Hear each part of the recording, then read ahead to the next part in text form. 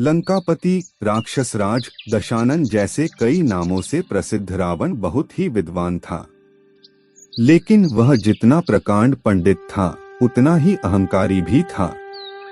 उसे अपनी शक्ति, भगवान शंकर की भक्ति और सोने की लंका पर बहुत घमंड था।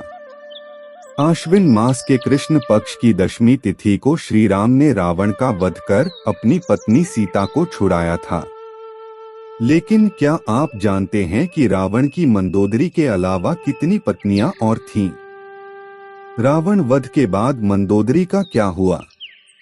पौराणिक कथाओं के अनुसार अप्सरा मथुरा कैलाश पर्वत पर भगवान शिव की तलाश में पहुंची। उसने माता पार्वती को वहां ना पाकर शिव को रिझाने की कोशिश की। जब पार्वती वहां पहुंची तो उन्होंने क्रोधित होकर मथुरा को 12 साल तक मेंढक बने रहने और कुएं में रहने का शाप दिया। इसी समय कैलाश पर असुरराज मायासुर अपनी पत्नी हेमा के साथ बेटी की कामना लिए तपस्या कर रहे थे। दोनों ने 12 वर्ष तप किया। इसी समय मथुरा के शाप का अंत हुआ तो वह कुएं में रोने लगी। असुरराज और उनकी पत्नी उसी कुएं के नजदीक तपस्या कर रहे थे।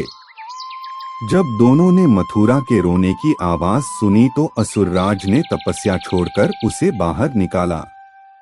पूरी सुनने के बाद दोनों ने मथुरा को ही अपनी बेटी मान लिया। फिर उन्होंने मथुरा का नाम बदलकर मंदोदरी कर दिया। मंदोदरी का रावण से कैसे हुआ विवाह? असुरराज मायासुर के महल में मंदोदरी को राजकुमारी का जीवन मिला। इसी बीच एक दिन रावण मायासुर से मिलने महल पहुंचा। उसने मंदोदरी को देखा और मोहित हो गया। उसने मायासुर से मंदोदरी का हाथ मांगा। मायासुर ने उसका प्रस्ताव ठुकरा दिया तो क्रोधित रावण ने मंदोदरी का अपहरण कर लिया। दोनों राज्यों में युद्ध की स्थिति बन गई, लेकिन मंदोदरी जानती थी कि रावण उसके पिता से ज्यादा शक्तिशाली है। इसलिए मंदोदरी ने रावण के साथ रहना स्वीकार कर लिया। इसके बाद रावण ने मंदोदरी से विधि विधान से विवाह किया और उन्हें अपनी पटरानी बनाया। वह रावण की पहली पत्नी थी। रावण वध के बाद मंदोदरी का क्या हुआ? रावण के पूरे परिवार में सिर्फ 2 लोग सीता के हरण और राम से युद्ध के खिलाफ थे। उनमें एक भाई विभीषण और दूसरी पत्नी मंदोदरी थी।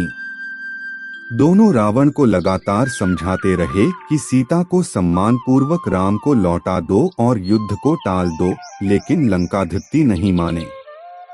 फिर युद्ध हुआ और राम ने रावण का वध कर दिया। वाल्मीकि रामायण में बताया गया है कि जब रावण की युद्ध में मृत्यु होती है तो मंदोदरी कहती हैं, अनेक यज्ञों का विलोप करने वाले, धर्म को तोड़ने वाले, देवसुर व मनुष्यों की कन्याओं का हरण करने वाले, आज तू अपने पाप कर्मों के कारण ही मृत्यु को प्राप्त हुआ है। रावण के वध के बाद राम ने लंका का राजपाट रावण के छोटे भाई विभीषण को सौंप दिया। लंकाधिपति रावण की पत्नी मंदोदरी को पतिव्रता धर्म का पालन करने के लिए देवी अहिल्या के बराबर माना जाता है। फिर भी मंदोदरी के अलावा रावण की 2 पत्नियां थीं। दूसरे शब्दों में कहें तो उनकी कुल 3 पत्नियां थीं। रावण की पहली पत्नी और पटरानी का नाम मंदोदरी था। मंदोदरी राक्षसराज मयासुर की बेटी थीं। रावण की दूसरी पत्नी का नाम धन्यमालिनी था। तीसरी पत्नी के बारे में कहा जाता है कि रावण ने उसकी हत्या कर दी थी। रावण की मृत्यु के बाद भगवान राम ने मंदोदरी और विभीषण के विवाह का प्रस्ताव रखा। मंदोदरी ने इस प्रस्ताव को मानने से इनकार कर दिया। इसके बाद एक बार भगवान राम सीता और हनुमान के साथ मंदोदरी को समझाने गए। तब ज्योतिष की प्रकांड विद्वान मंदोदरी को महसूस हुआ कि धार्मिक, तार्किक और नैतिक तौर पर देवर विभीषण से विवाह करना गलत नहीं होगा। इसके बाद उन्होंने विवाह प्रस्ताव स्वीकार कर लिया। हालांकि रावण की मृत्यु के बाद पटरानी मंदोदरी के बारे में वाल्मीकि रामायण में ज्यादा कुछ नहीं बताया गया है। लेकिन रामायण के दूसरे संस्करणों में इस बारे में काफी कुछ लिखा गया है। वहीं उसकी अन्य दोनों पत्नियां में एक की खुद रावण ने हत्या कर दी थी, जबकि तीसरी पत्नी के बारे में कहीं जिक्र नहीं मिलता है। एक पौराणिक कथा में इस बात का जिक्र मिलता है कि रावण की मृत्यु के बाद राम ने मंदोदरी को सांत्वना दी और उन्हें रानी और उनके पति की विधवा के रूप में उनके कर्तव्यों की याद दिलाई।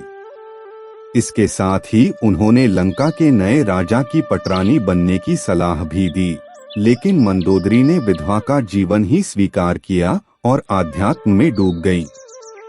मंदोदरी ने अपना आगे का जीवन धार्मिक प्रथाओं के लिए समर्पित कर दिया। हालांकि इसका भी कोई ठोस प्रमाण नहीं मिलता है और यह इस तथ्य पर आधारित है कि मंदोदरी एक धर्मपरायण स्त्री थीं और शायद इसी वजह से रावण की मृत्यु के बाद उन्होंने ऐसे ही जीवन को अपनाया होगा। रावण की मृत्यु के बाद वास्तव में मंदोदरी का क्या हुआ, इस बात के लिए कोई प्रमाणिक तथ्य नहीं मिलते हैं, लेकिन कुछ कथाओं में उनके आगे के जीवन के बारे में जिक्र मिलता है। दोस्तों, आप सबको जानकारी अच्छी लगी हो तो वीडियो को लाइक और चैनल सब्सक्राइब जरूर करें। धन्यवाद।